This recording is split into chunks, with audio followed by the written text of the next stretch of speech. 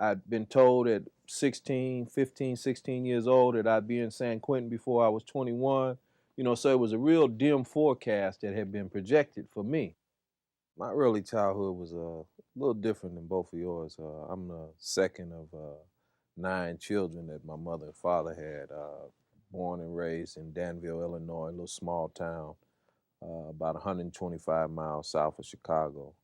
I remember growing up with a lot of family support, aunts and uncles, and I remember the holidays really, really outstanding because everybody would, get together during the holidays, Christmas, Labor Day, those type of holidays, and it was really good experience that I had there. One of the downsides, my father, he was in the Air Force, and I had a good mother and all of that, but I always missed my father because he was usually in town long enough to get my mother pregnant and then go back to wherever wherever his station was taken. Right. So I remember the first 9 years of my life particularly missing my father and always looking for him and anticipating him coming back home. Had a lot of aunts and uncles that lived near me. I grew up in the projects in Illinois, and the projects there were a little different than the projects here. In a small town, it was, everybody knew each other. There was a lot of support and family. Right. So even Right. though we were living in the projects, it was a good lifestyle that existed there. Right. And I have very fond memories of that. I had it easy with schoolwork. Schoolwork was easy for me. So I didn't have trouble with math and science and reading.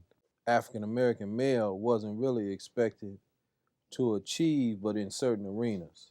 I was aware of this as a young boy growing up that they expected you to be able to play basketball and football and even baseball.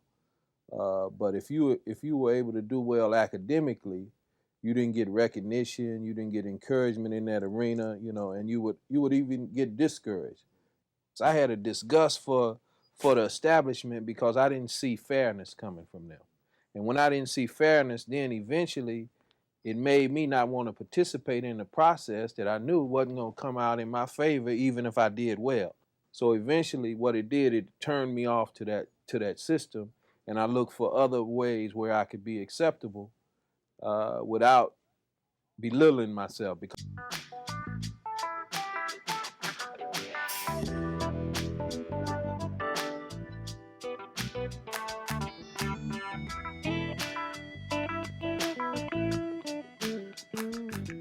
I recall at a pretty young age, watching my uncles, primarily my uncles and my father and my grandfather, drinking alcohol, and it was a regular part of what they did.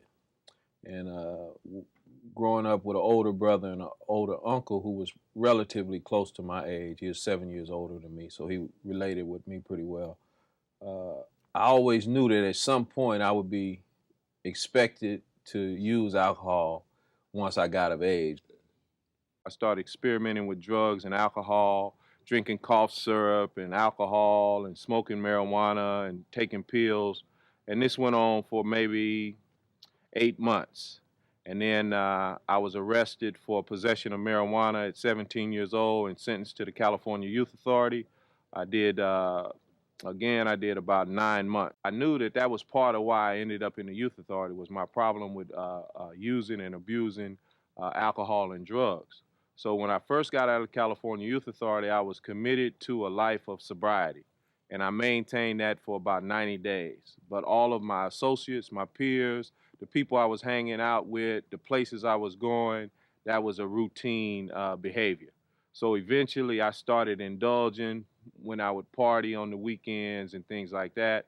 And then that turned into a drug habit. I started experimenting at that time with heroin, methamphetamines, psychotropic drugs, LSD, mescaline, and I was experimenting with all of those things at that time.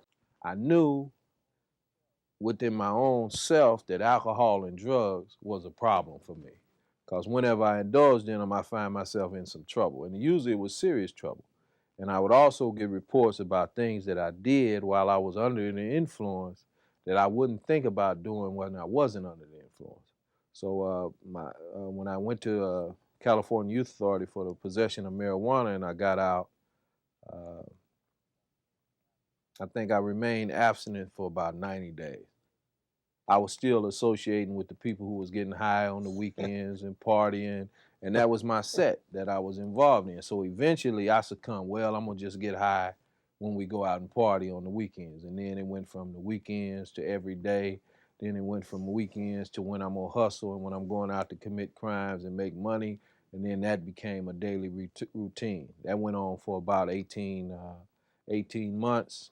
One day, got up, me and a friend, we start getting high that morning, smoking some weed, drinking some wine, riding around, went down to the high school, lunchtime, got some dope, went and shot some dope, drank some cough syrup. Then that evening, we went to make some money, went into a department store to steal. And while I was committing this crime, I was in the possession of a gun.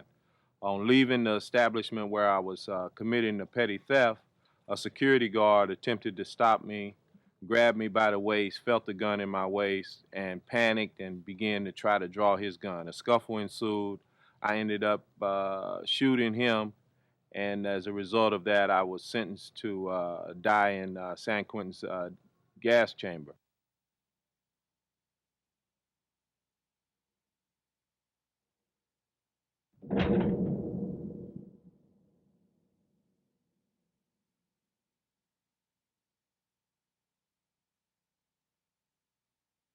You would have shackles on your legs, and you would also be shackled at your waist, and they would pronounce dead man walking, dead man walking. So it was a constant reminder that your life here was terminal, and that you didn't have a long period. So that thought was always with me, that there was a possibility I might die in San Quentin. I got Adam in me right now. I got the genes of Adam in me right now. It didn't go nowhere. It's just been passed on. His genes, just as his genes were made by God, just exactly as his genes were made by God in me right now, in you right now. That's how come you can put a man in the dark, but you can't keep him there if he got the spirit from his better ancestors. If he responds to the genes and the better spirit of his ancestors, oh, you can't keep him in the dark. You come in there and find him with a light. Say, hell, how do you get a light? Wasn't no way out of this place. How in the hell you got a light? God is the one who lights from within. Big crisis in my life really was the factor for change. Me being faced with death, ending up on death row, knowing that I couldn't stay the way I was inside, caused me to seek help. True to Imam W.D. Muhammad's words, Allah can light from within whoever he wills. Abu Carter was blessed to acquire that inner light even while he was still on death row. And he began to evolve. Then Allah opened Abu's path even wider. While I was on San Quentin's death row, there was a case that was in the United States Supreme Court, and they were trying the case on the issue of the cruel and unusual punishment. And they said that the type of treatment that individuals received on death row in the United States, it was declared cruel and unusual punishment in 1972. I believe it was May of 1972, maybe April or something like that. And the death penalty was declared unconstitutional at that time. There were 106 people on death row in California. All of those individuals, their sentence was changed from death to life, depending on the nature of their crime. Some of them were life with possibility of parole. Some, their sentence was changed to life without possibility. I was an individual whose sentence was changed to life with the possibility of parole, and I was eligible for parole in 7 years. So I began at that time to become hopeful. من يتق الله يجعل له مخرجا. Whoever fears Allah and keeps his duty to him, he, Allah, will make a way to get out of every difficulty. Holy Quran 65:2.